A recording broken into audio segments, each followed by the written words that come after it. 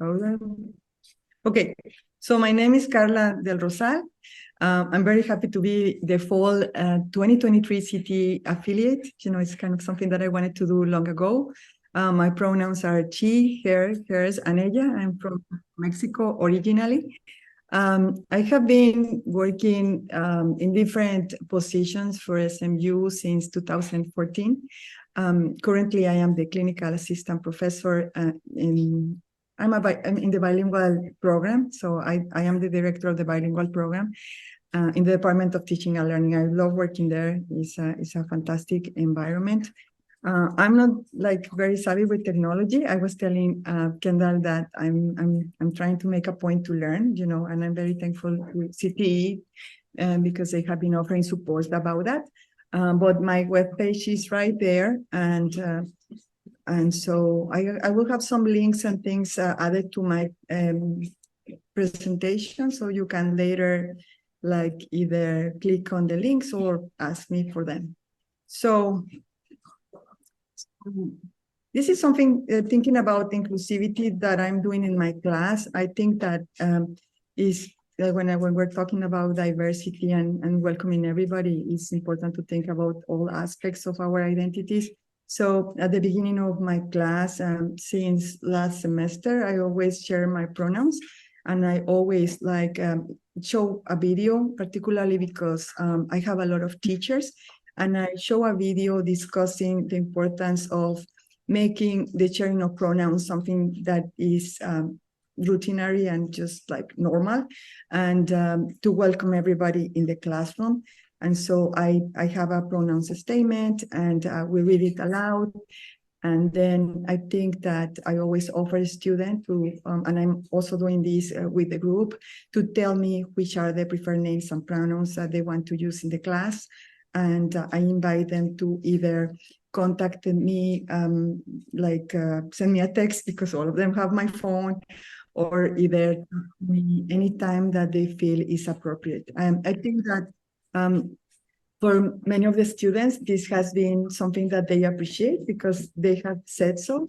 And many of my students that are now, many of them very young teachers starting their career in teaching, are also like doing this in their schools in different ways, and particularly in the higher grades of high school, where students are like more aware or more developing their identity. They have been very appreciative of having teachers like just opening the conversation and sharing their pronouns. So that is something that I do in my class.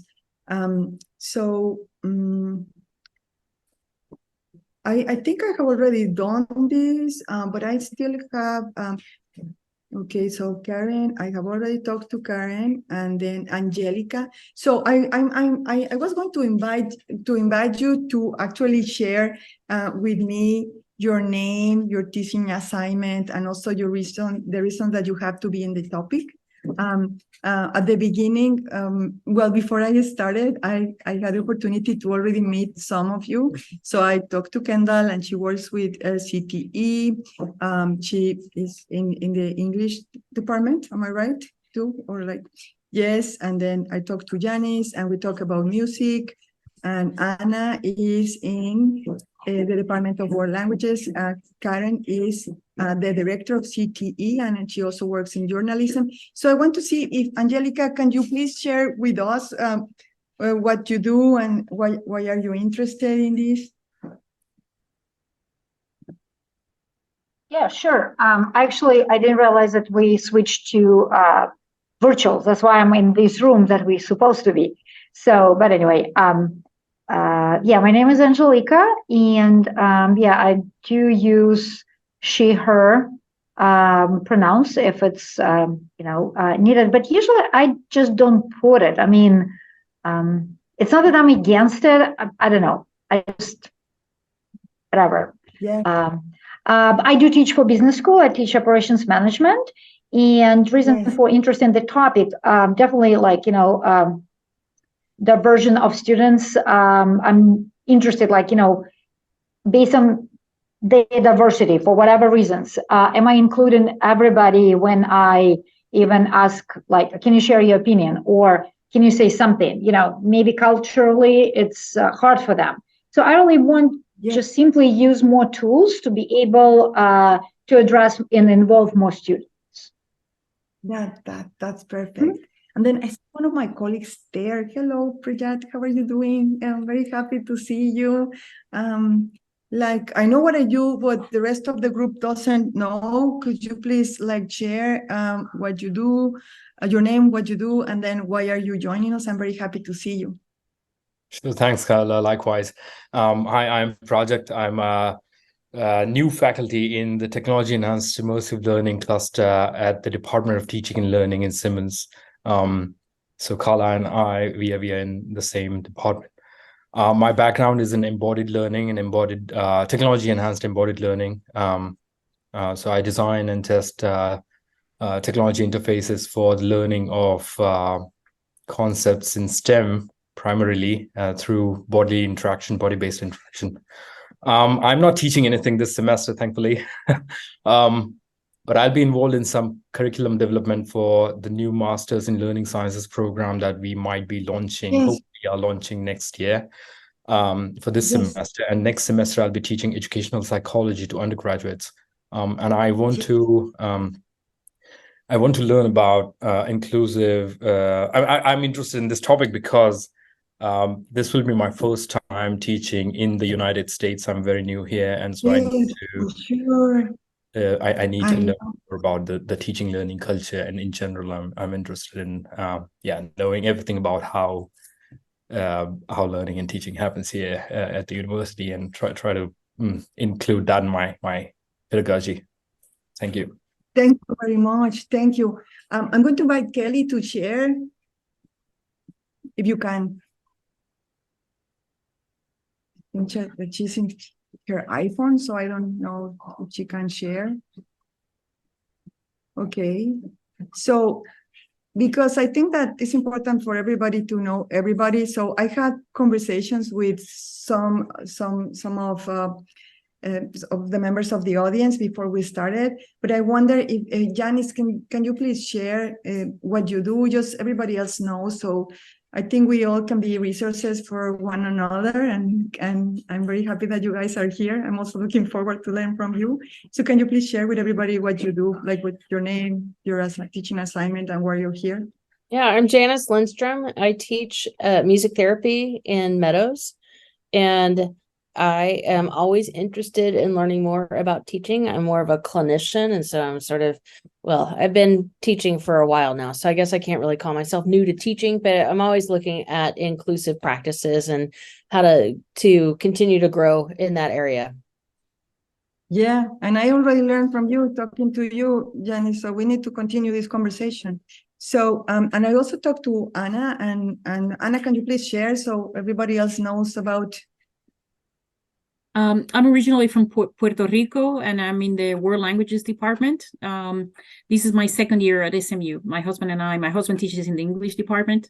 We started last year, so the beginning of the second year, and I've been teaching for a long time at different institutions, from research to, state colleges, a bit of everything, like a whole range of experiences. And I also, like Janice, I'm interested in learning more, even though I've been teaching for a long time, but I feel like we can always learn more from our peers. So interested in learning more about inclusive practices. Yes, and I'm very happy to have you here, Anna. And again, I'm going to also invite you guys to share anything that comes to your mind when I'm sharing some of the things that I do. And I don't know, like if you, Kendall, and then Karen, can you talk about what you do in CTE? I know why you're here and I know what your interest, but so would you please share a little bit of yourselves? Sure, I'll start. My name is Kendall. I'm the graduate assistant at the CTE. I've been there since February.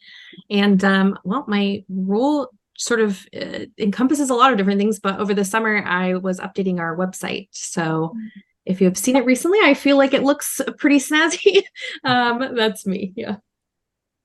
That's wonderful. Thank you. Thank you, Kendall. I'm sorry, I have a dog, and the reason that it was changed online is because I was very, very sick during the weekend. I was still sick on Monday and then Tuesday. And so And it was wonderful sharing this online. I feel a lot better, but I'm in my house with my dog, so she makes a lot of noise. She's a pug. And so, Karen, can you please share, like, I know that you're very invested in all this, but if you can share so everybody else can know a little bit about you.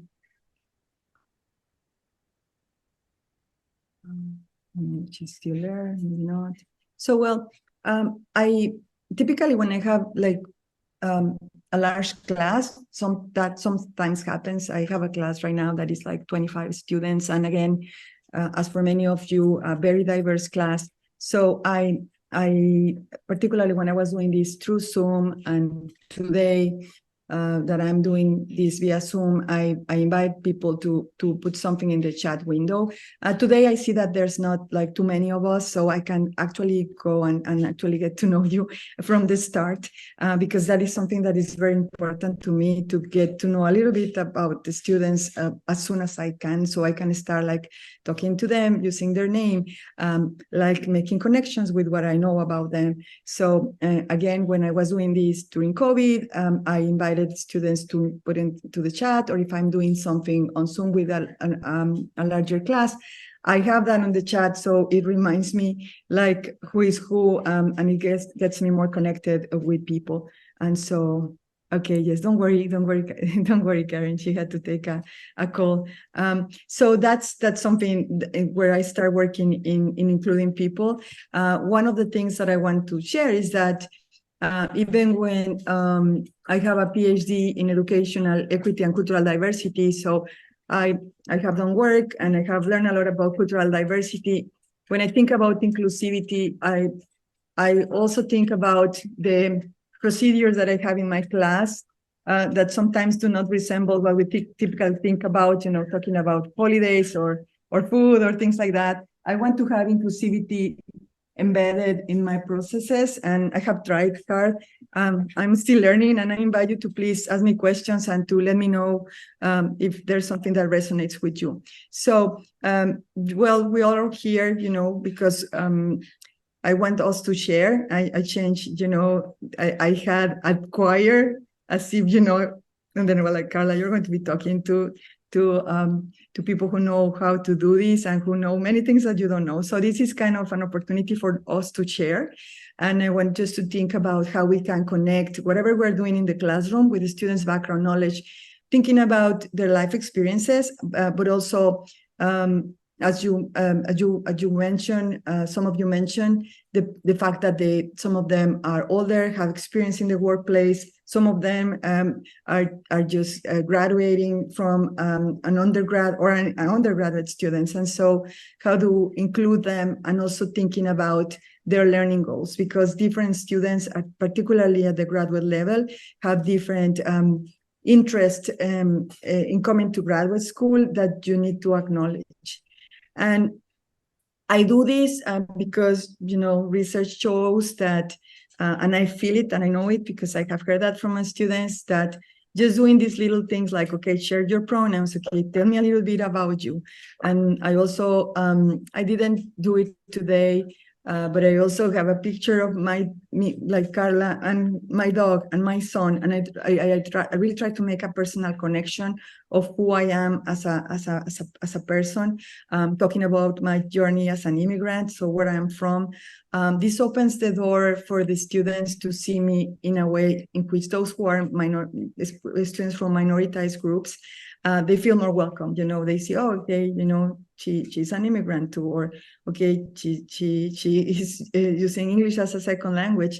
But then when I also talk about who I am as a professional, other students who are not part of minoritized groups see a different connection. So I try always to include everybody in that. I think that it also helps them understand what is happening. A lot of the routines that I have in my presentations is because I acknowledge, like, I was, like many of them, a graduate student once, and I remember dealing with, family, work, and I want them to be able to be immediate connections with what is happening. So I'm never assuming that my class is on the top of their mind or they are going to remember what is going on. So I have some things embedded in my PowerPoints just to bring them back where we are in a way in which they don't feel lost. And then I help them make connections, because I really want for students to feel that whatever is your experience has value in my classroom. And I make a point by getting to know them and then bringing that to the conversation. Okay. Oh, Sandra, you were a teacher in Colombia. Tell me more about that. Is there something different? And when we're talking about the Department of Education or the Texas Education Agency. And so I try to bring them into connecting with their background. And I feel that in my class, they feel safe. I teach very difficult classes. I like to do that. One of them is called Diverse Learners, and we talked about many different topics that are challenging to discuss for people. We talk about race, we talk about class, we talk about gender and religion, and just being very, very, very intentional about the relationship between the students and myself and between them is super important.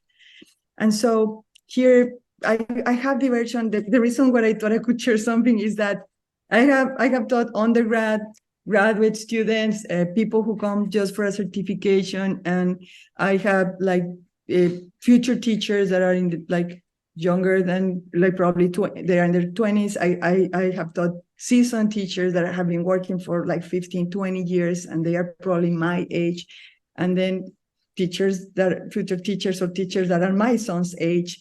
And again, many of them come with very different perspectives. Some of them are ready to be leaders. Others have no clue of what is a standard, which is central to what we do in a standard-based education in the US. Many different nationalities, different cultural, ethnic backgrounds. Also, we have a diverse group of teachers and prospective teachers in my school, different races and different languages. There's a lot of teachers that, like me, speak English as a second language. And because I was a student also in the United States, I'm very purposeful to make them feel that they're going to be in my class. So I'm going to give you feedback, and we're going to I'm going to make explicit how you use language in the United States. And I'm going to show you how we write for different purposes. You're going to be okay if you do the work, but that is what I'm here. So, Carla, you're talking a lot. So here's my agenda. Well, I already discussed why making connection is important. I was scared but excited to share with you guys, and I decided to come up with kind of a system that I have not labeled before. So you guys are the first one to hear about this. This is something new.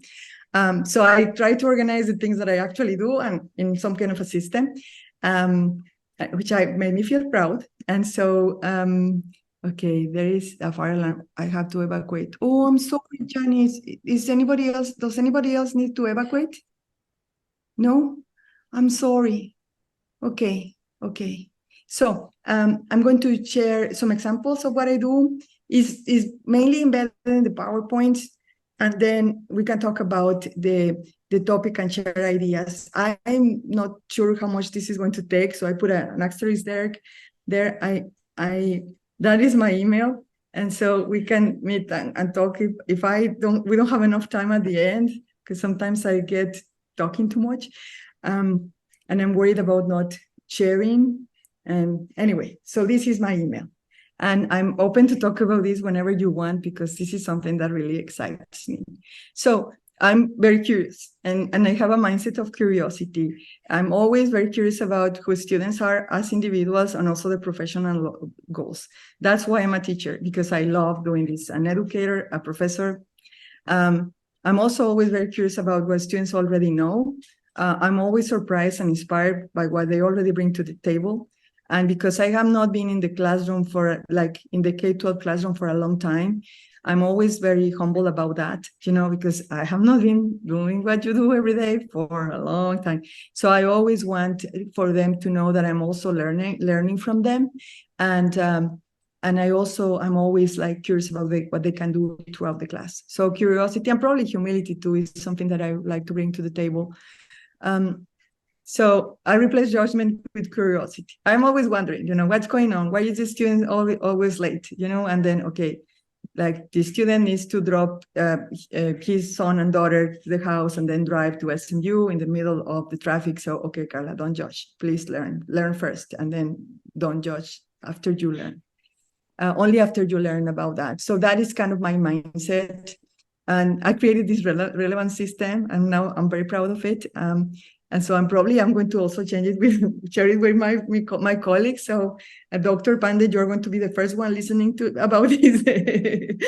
But anyway, so I try to obtain and use information about students. So information that is not used for me is just a file that is lost in my computer.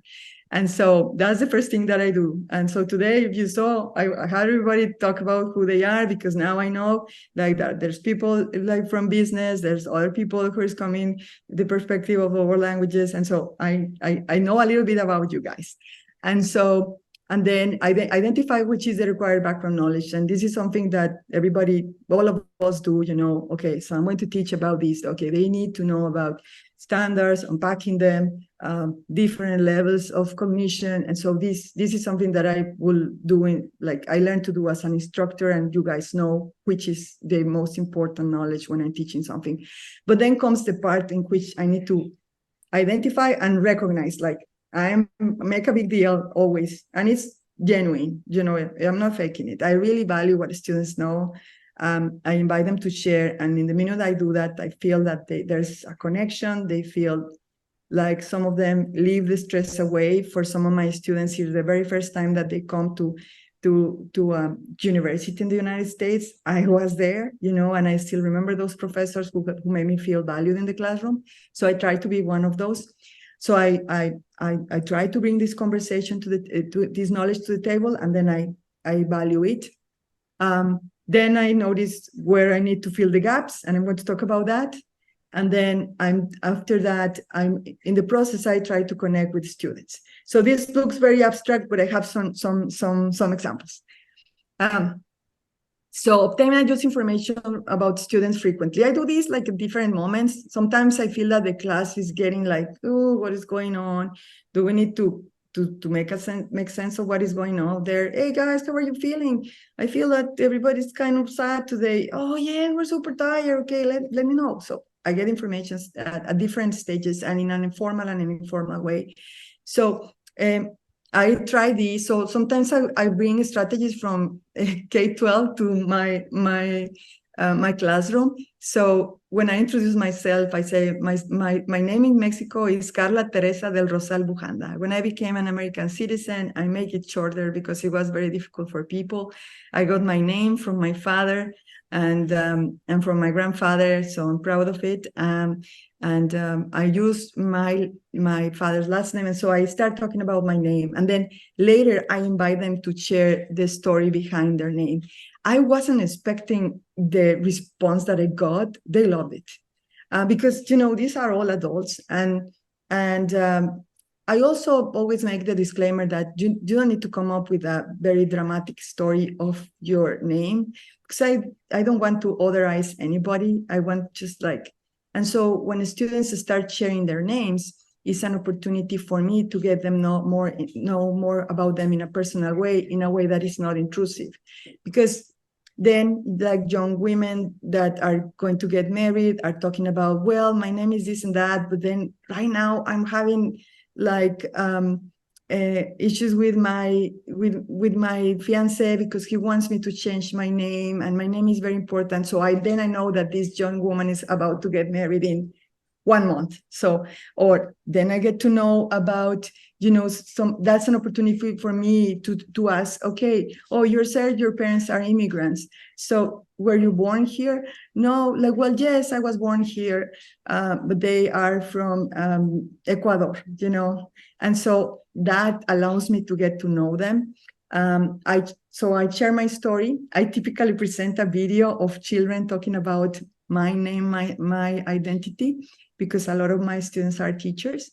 Then when they share their stories, I have an opportunity to get to know them more. That's where oh, that's great. Where are you from? Well, I am not originally from Texas. And so I get to know where students are from. And so I do this at the beginning of the classes, and I typically take notes. I also get to know that a lot of students prefer to use one name versus another one. Being that I'm an immigrant and I have a lot of accent, I try my best to learn how to pronounce people's names, which is hard for me. And so this is something that I do and really works very well with my students. So this, I always offer them prompts, sometimes particularly for students that are stressed about being in grad school or stressed about having a teacher that sounds like different and looks different. I give them prompts so they don't feel stressed about me. So I give them typically many different questions and they can choose, because I also don't want people to feel that I'm asking them very personal questions. So I was like, oh, just answer whatever is relevant for you. And any story works, my story is like simple, I had my father's name, I come from a very patriarchal society. So there's a lot of Carlos in my family. And so obtain information about students. After that, I want to learn. So I get them know about their personal life, about their name story.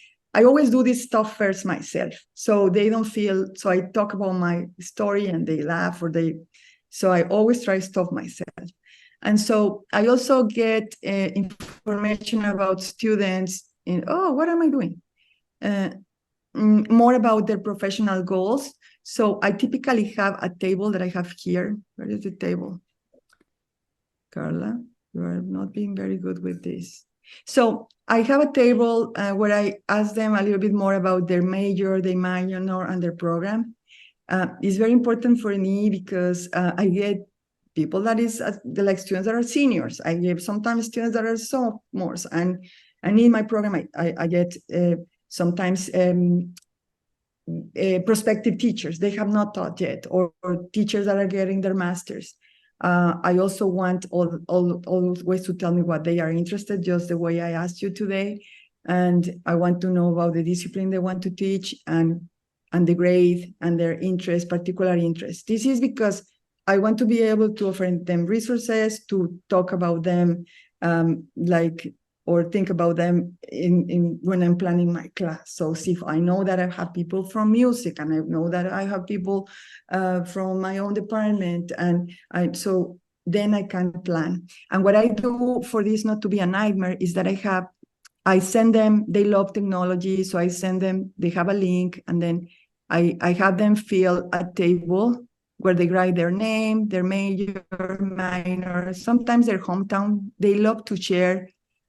I try to feel everybody welcome because I'm a minority. I don't want people to think that if you're not from another country, you're not cool. So, oh, you're from Chicago. I love Chicago. Tell me more. Where are you? Like, are your parents still there? Okay. Where they work, discipline. So they feel this, and then I have them introduce them to the class. And I ask follow-up questions. Okay, tell me more. So you want to be a music teacher, like elementary, or? Oh, that's great. I don't know a lot about music, but is there somebody that I can talk to so I can help you? Yes, our professors in the music department are amazing. Okay, so I know they send me the email of the professors in the music department. So after that, I identify the required background knowledge. So I go to see what are my learning targets and everything, and I start thinking, okay, I have a lot of novice teachers and also people who have not been teachers yet. So I really need to make a point on the standards. All the others know about them, but I need to make sure that I have clear that I teach the standards for everybody, because I'm not working with practicing teachers. And so I also tried in that point to think, okay, I have practicing teachers. I'm going to make them part of the conversation by sharing what they know. So I start creating a community, so it's in which the knowledge is shared by everybody. It's not about Carla. And they also call me Carla, So I think I do this because I come from a very, I always tell them it's my personal choice. There's no one choice that is personal than the other. I come from a very hierarchical culture. And when I started grad school, it was very difficult for me to make connections with some of my professors and my future colleagues, because I was always calling them doctors, just like I did with Dr. Pandit. So and so I like people to call me Carla just to make that connection. And they ask me why others. I don't know. I think all of us have different preferences in which the way we want to be referred to, and so please call me Carla.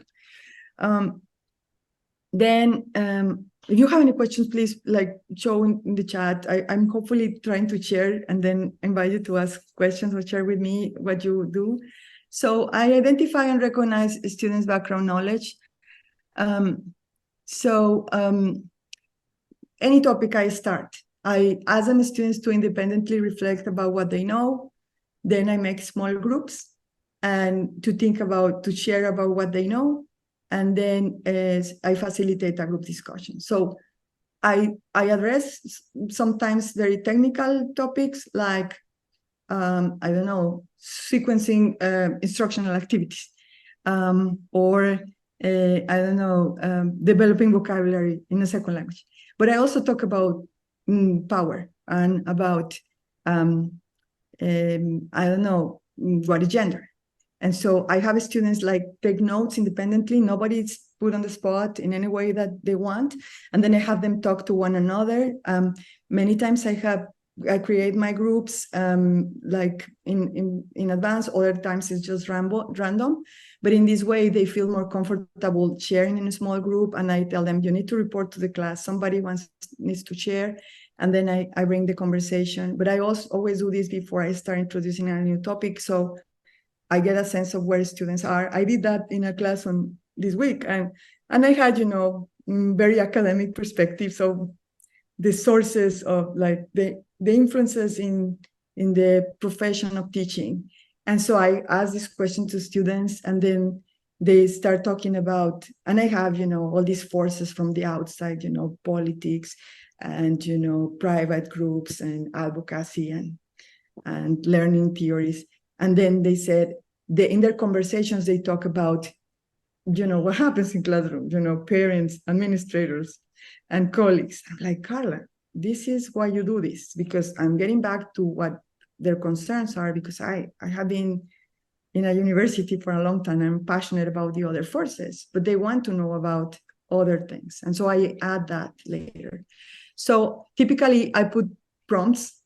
It's very simple, but I think students feel like, okay, we know what we're doing. And this is particularly helpful for people who is just navigating this environment for the first time, for undergrads that move immediately to graduate school, from people who have never been in school in the United States. So, and I always tell them, I don't want to monitor your conversation. You're adults, you generate these rich discussions, but you're wondering, these are my prompts. And I just want you to start thinking about the topics. If you have anything else to add, I love to hear it. And then I invite people to share.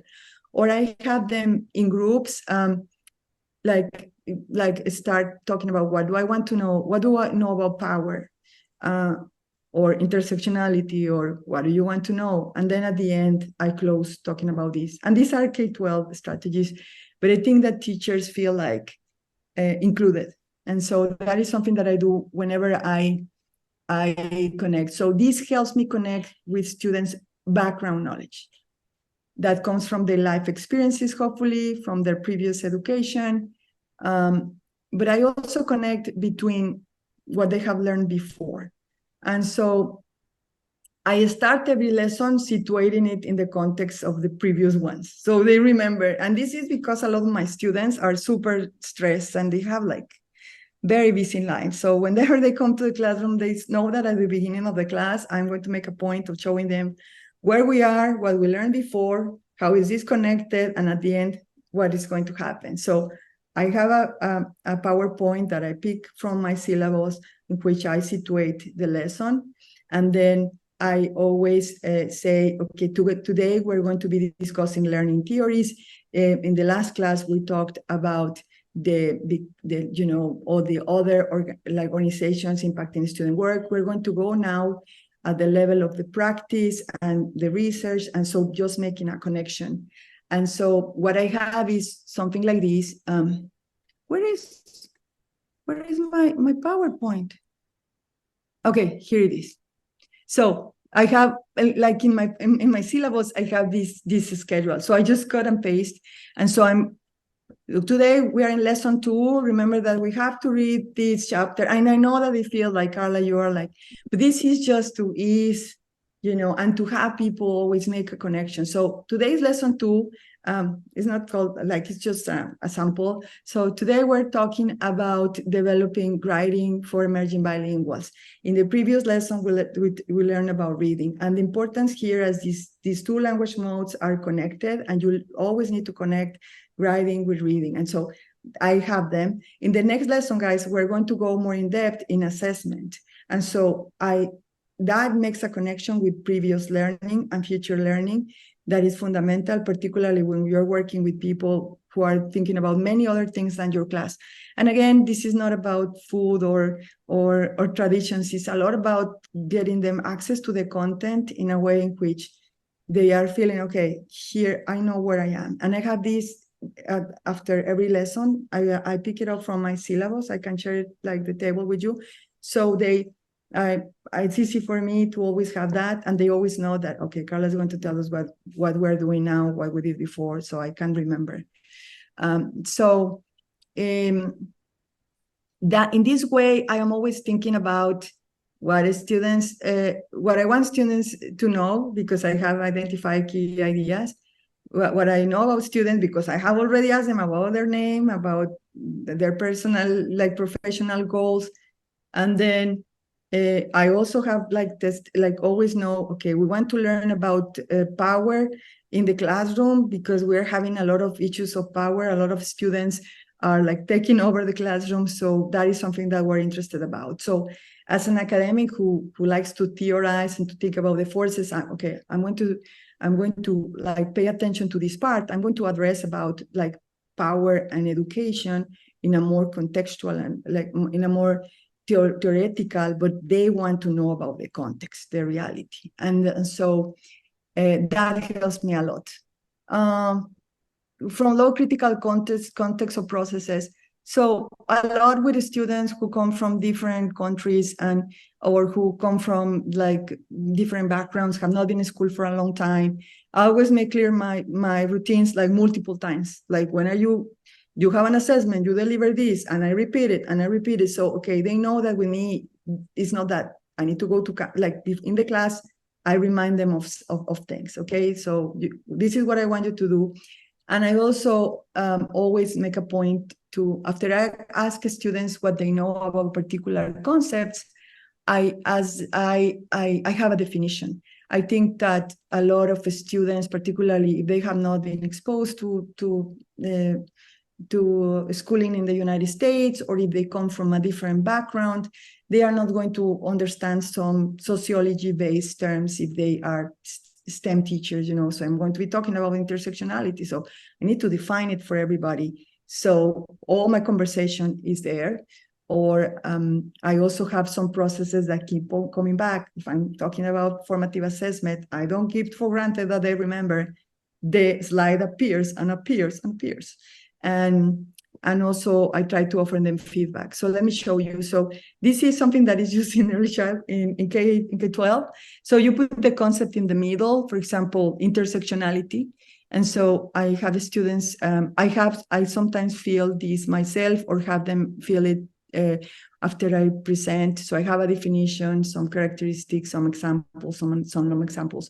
So whenever I bring back the concept, I show this, and many of them love it, because it's just kind of, okay, some of these concepts are difficult, like, again, intersectionality, something that a lot of kids, like students, are like, what are you talking about, or if I'm talking about other things like cross-linguistic connections, a lot of people, like, I don't even know what that is. So I'm going to talk about something more in depth about cross-linguistic connections. I go to my previous slide where we define it, and so we bring them back to them. I also, if I want to be talking about formative assessment in 3 lessons, I always have the formative assessment process, or if I'm going to be talking about background design, I have it and I bring it back. And again, if you see, is a lot about access and remembering and just feeling, okay, I can make sense of this classroom, even if I have not been in school in the United States ever, and I'm like almost 40 like I was when I started school, my PhD. Carla, carry up. Consider students' context, goals, and interests. So one of the most important students in goals of students pass my class. So I always, and I know I'm not teaching to the test, but in addition, so my PowerPoint has all of these slides that repeat and repeat and repeat, but I don't see students sometimes like undergrads I see more frequently, but sometimes whole week has been through, or in this time, with Memorial Day, some students are not going to see me for longer. So I have a slide with the assessment and how it's related to what I'm going to talk today. And I invite them to take notes. I'm like, I don't feel like my ego is not hurt as long as you're taking notes. If you're typing and you're taking notes, that is a very important way of learning. Sometimes I give them handouts to fill, but I discuss the connection with the assessment and also with the practice. And I include slides of the components of the assessment. Let me show you how. So this is like a mock. So this is in my syllabus. So I say in the class, okay, remember that we have assignment number 2? Yes, well, it's due this day. And today we're going to talk about that. Okay, remember that Carla loves you taking notes, asking questions, and getting ready. So in this part, today's part, we're going to be talking about the application requirements. And this is supposed to be a rubric. It's a fake rubric. But then remember that you're answering these, and these, okay? And I have that posted wherever I'm going to talk about. And I see that students are like, okay. My students are exhausted. They have been working with kids. They left house probably at 6 in the morning. They work with kids for like long hours. They're probably in the school at 7:15. They come to class. So I want them to feel that they are like, okay, this is the time. This probably sounds like but it works. They feel comfortable because they know what's coming next. And so I also have them ask questions or work in groups that are related to their content areas. So I have these tables with the groups. I'm terrible making groups without having these. So I had people number themselves. I was terrible. It was shameful what it was happening. So I was like, I need to make a sense. So at the beginning of the year, I have these tables filled. Okay, these groups are like heterogeneous groups. So I have like seasoned teachers with novice teachers and future teachers. Okay, these are groups of homogeneous groups. Okay, I have math teachers together and science teachers together. And throughout the session, I move the groups. I have these tables ready with the names of the students in all my classes. And so in this way, I also promote community. So it's not that you're just talking to the person next to you, because typically it's people that you know. A lot of the teachers are doing these things as friends and as a cohort. And so this really helps me like direct conversations. So, and the groups are made based on their interests. Sometimes it's discipline-based, or if I feel that there's this like separation, and that's sometimes something that I sense, okay, a lot of the higher level teachers don't feel very connected in this topic, like the topic of gender, with the younger kids, is that they are experiencing different issues in the classroom. And so I'm going to have all the high school teachers talking together, middle school teachers, and then elementary teachers. And then maybe I'm going to switch it. But the groups, when it comes to relevance for me, is also about making a community. So it's not just about the content, it's just getting to the classroom and finding somebody like, hi, how are you? We have working teams because we have been switching teams. And I know that you teach the same thing that I do. And because I have these conversations like the ones that I have here. So, well, I don't know. I know that Anna speaks Spanish. So, hi, Anna, how are you? So, or I already have a conversation with Janice about music. And so when you get into my class, it's not that I feel like I don't know anybody. I know people because I have been changing the groups. And all of this, like this sounds like works perfect. Not always. Sometimes my groups are not working. Sometimes it's just too many things. Sometimes a lot of this is copying, making the slides and then copying and pasting. And sometimes my copying and pasting is messed up and it's Carla, we're not in lesson number 5. You pasted the different slide. Yes, you know, but I think they appreciate that I think about them. So I always have these conversations. Okay, guys, let's chat. How class and issues related to classism in schools relate to your campus? And then I give them some questions. And I always say, hey, you bring the conversation somewhere else, I will love that. But I always want to give you prompts. I'm not policing your conversations, just so you feel comfortable. And choose whatever question you want. Choice is important. I don't want people to get put in the spot. For example, when we talk about race, I'm very careful about not making like students from minoritized groups feel put in the spot. Okay, talk about your experience with race in the United States. No, I don't want that. So I always allow them to choose to discuss topics at the level in which they feel comfortable, and that had worked because I feel that students can be very some experiences are very difficult for some students, so I don't ever want them to feel unsafe in my classroom. So yeah. And then I'm also a master curator. I love to get resources. Again, I'm very curious. So when I get to know, like I got to know the music teachers and they are awesome. And I was like, tell me more about the different learning theories in music. So I start looking and so sometimes I have them explore resources based on their grade level. And it's a lot of work at the beginning, but then later I have created some resources for different perspectives, because particularly when you're talking about elementary and secondary teachers, many times secondary teachers feel alone, abandoned in our classrooms, because a lot of us were elementary teachers and we don't share, and I think that happens probably in any field, like, you know, even engineering or music or business of language. People have different, and so I have these with links, so they have links. And sometimes the resources are also related to the level of sophistication of the students. So I have some students, I have a student who was a lawyer, and then I have a student who was like kind of stressed with the diversity class. So I'm going to be discussing power. So I have a resource that is at the level for somebody who's just started to think about this. And then I have a resource for other students who are at the level to explore deeper. So I probably have 3 levels, you know, and that really works because I see that the students pick those that align with them, and their work really shows that they appreciated the resource. And I think that's what I have. Ooh, very good, Carla. 248. I was super stressed. So I want to see if you have any comments or questions. I have time to talk about that. I was very worried. So I don't know what you think. I thank you, Kendall. What do you think? Again, I can share this. I will talk to Kendall to see how I can share my syllabus tables. I love to make tables. I'm kind of obsessed with that. So anything that, but maybe you're also doing connected things or different things. Any questions or comments that you have? I'm going to stop sharing here just to see your faces. So this is my email. Why am I in a first name basis? I don't know.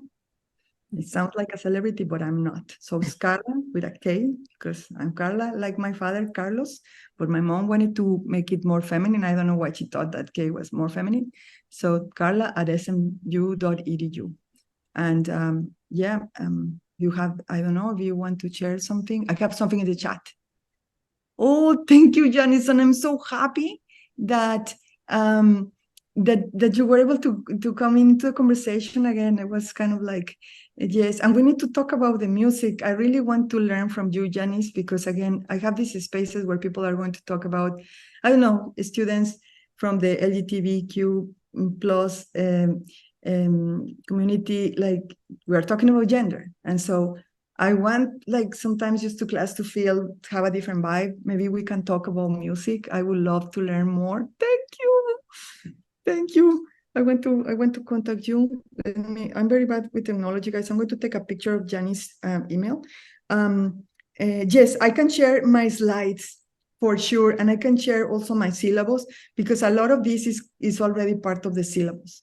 So don't think that I'm making a table every time. The only issue is that I'm very bad, I'm like not very bad, but I have opportunities to improve coding and pasting slides sometimes. So sometimes, Carla, that's the wrong one. Okay, thank you guys. Thank you I always tell everybody that I do my best, but I'm very distracted. Somebody else who wants to a question, something to share. So happy that you guys were here. I thought I was going to be alone because Monday is Labor Day. I was like, Carla, you come up with a whole system and then probably you're going to be yourself. Yeah, I don't know. Angelica, how do you feel about this? I know that you're in business. I know that. No, I'm actually, I mean, when I'm also here, I didn't mention, but it's, oh, yeah, no, my microphone is here. So I did actually got education in my country in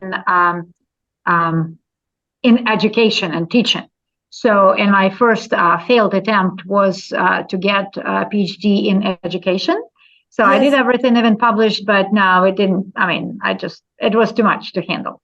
But I always interested, how to teach. But with respect to what you propose, thank you very much, though, for, it's a lot of ideas, everything. And I do understand when you kind of your audience are either teachers or future teachers, or maybe somebody who interested in it. It's obviously, great for them also to share this experience. But let's say for my classes, I do have 50 students in class. I just cannot, even if I want, I have troubles remembering their names. So I like to know their goals and their interest in everything. But that would be probably like more than one class to talk about this. So I still try to, find individual interest and goals and support them. But it's kind of stretched over time. For sure. So, I don't understand. You know what I mean? It's nothing wrong with it, but it's like, it's so much then I still have to cover in class that I don't have time to address individually in interest in everything. So how can we incorporate that? So maybe the table that I shared, in which they actually feel it themselves. And so they feel it, and so it's a table that I put the link either in their canvas or I just learned to do this like recently. Don't think that I'm so sophisticated, but I have to learn, because my students know a lot about this.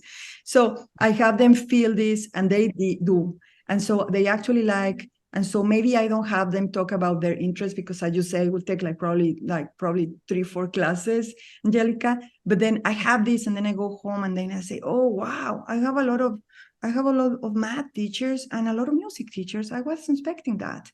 And I don't have enough, I don't have as much, social studies. So then I can actually make a sense, and that helps me, but yes, you're right. And again, yes, don't worry. Thank you.